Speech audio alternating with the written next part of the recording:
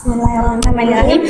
Assalamualaikum warahmatullahi wabarakatuh. Kami dari kelompok 1 ingin mempresentasikan tentang klasifikasi makhluk hidup 5 kingdom. Sebelum itu, izinkan kami memperkenalkan nama terlebih dahulu.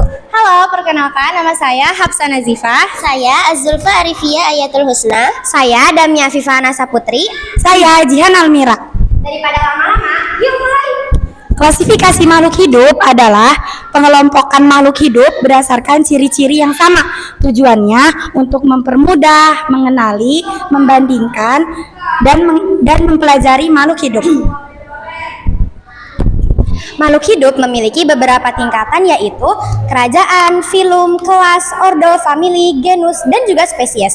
Dan makhluk hidup juga memiliki 3 ekosistem. Ada ekosistem alami, buatan, dan juga filogenik. Dasar klasifikasi makhluk hidup terdapat pada kompleksitas sel, kompleksitas organisme, dan cara memperoleh makanan.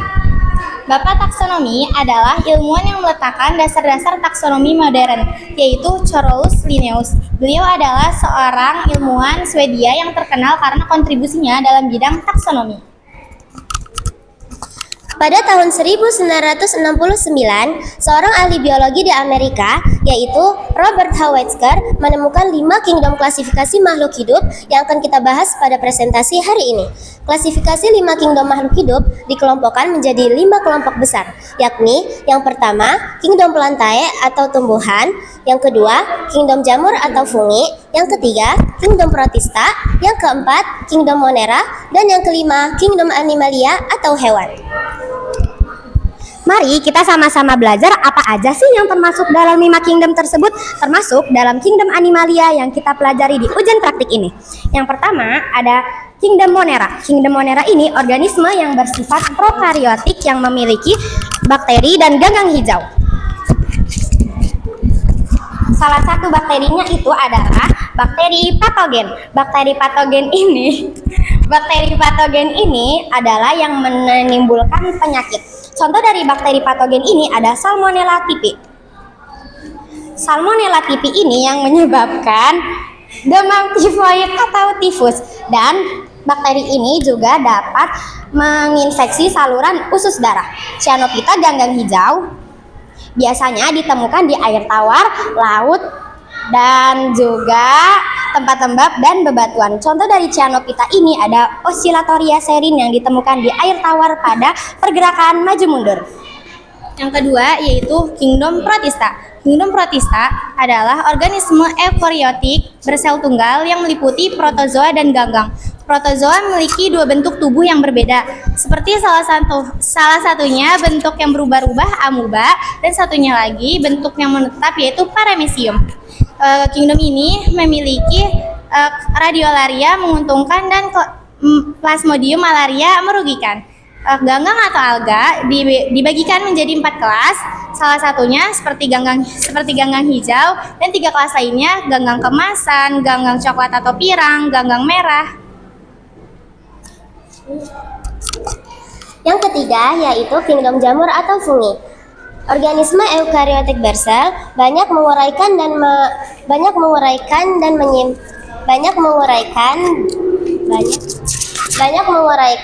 menyimpan makanannya. Jamur dibedakan menjadi 2, yaitu jamur menguntungkan atau saprofit. Contohnya Penicillium chrysogenum dan Rhizopus arizae atau ragi tempe. Dan jamur merugikan yaitu parasit. Contohnya yaitu Phytophthora infestan atau penyakit hawar daun kentang dan busuk kentang. Yang keempat yaitu kingdom plantae, organisme eukariotik bersel banyak yang dapat melakukan fotosintesis.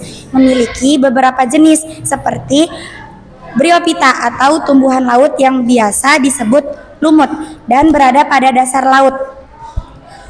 Dan contoh selanjutnya yaitu Pteridophyta atau tumbuhan paku.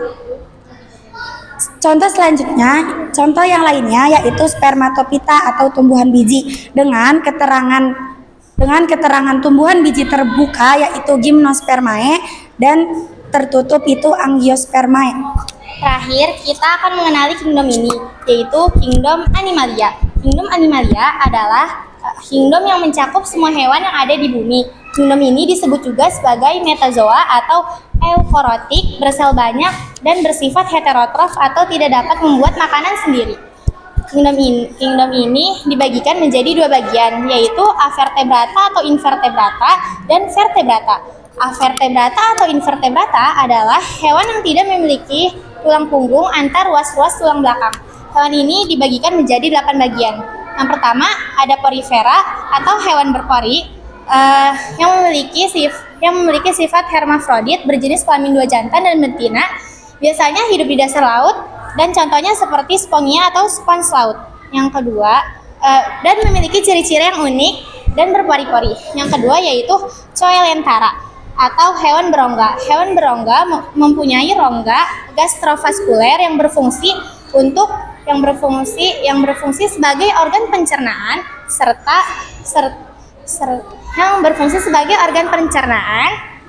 serta mempunyai lubang yang berperan sebagai anus dan mulut dan berbentuk tanaman laut yang indah. Contohnya seperti anemon laut atau tentakel yang panjang dan Aurelia aurita, ubur-ubur bulan yang berbentuk bulat dan transparan. Yang ketiga yaitu moluska. Moluska adalah hewan bertubuh lunak yang tidak memiliki segmen, tetapi memiliki mantel yang dapat menghasilkan cangkok. Hewan ini telah memiliki organ pencernaan makanan, peredaran darah, dan alat reproduksi. Contohnya adalah loligu atau cumi-cumi, oktopus atau gurita, dan Acenina fulica atau bekicot. Yang keempat adalah Annelida atau cacing gelang. Cacing ini bertubuh bulat dan panjang.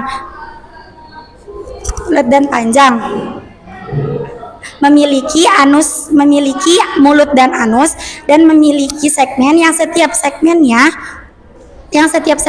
memiliki rambut getar serta bersifat hermafrodit.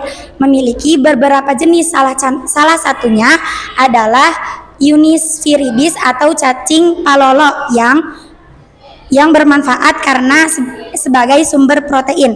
Contoh lainnya adalah Lubricus terrestris atau cacing tanah yang bermanfaat karena dapat mengebur tanah. Yang kelima ada cacing pipih atau Platyhelminthes. Cacing pipih ini bentuknya seperti pita dan lunak karena tidak memiliki sistem peredaran darah dan juga bersifat hermafrodit. Salah satu contohnya itu ada Planaria maculata.